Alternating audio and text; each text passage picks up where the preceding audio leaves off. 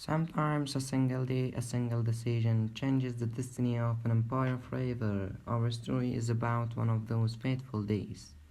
The year 612 BC, by the raging Tigris River, the legendary and impregnable city of Nineveh, the capital of Assyria, stood like a brick giant against the weary armies of the united Medes and Babylonians. The siege had lasted for months. The high walls of Nineveh were like an unconquerable mountain. The morale of the allied forces was declining. Doubt was slowly beginning to creep into the hearts of the warriors like venom of a snake.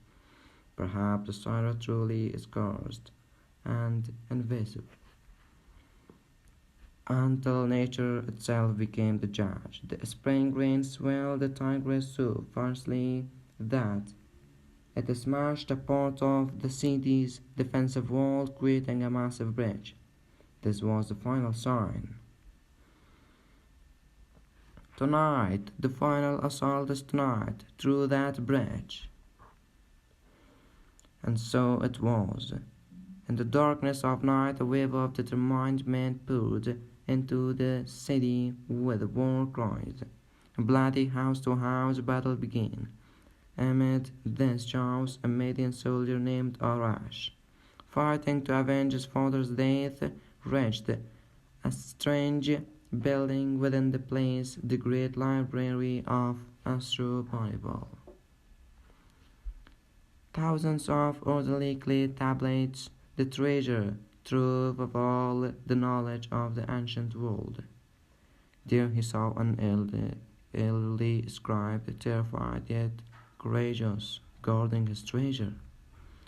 Horaj raised his sword, but the look in that old man's eyes, full of fear, yet mingled with dignity, stowed his hand mid-air, and instead of striking, he paid a brief respect to that ancient knowledge and moved on.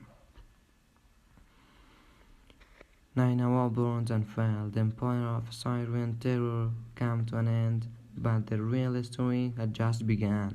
The library survived beneath the ashes. Centuries later, the tablets emerged from the earth to tell us stories like the epic of Gilgamesh. So the Battle of Nineveh was not merely distraction. There, alongside the end of an era, a new age was born, and with it, an unwavering preservation of cultural treasure. Let us remember this.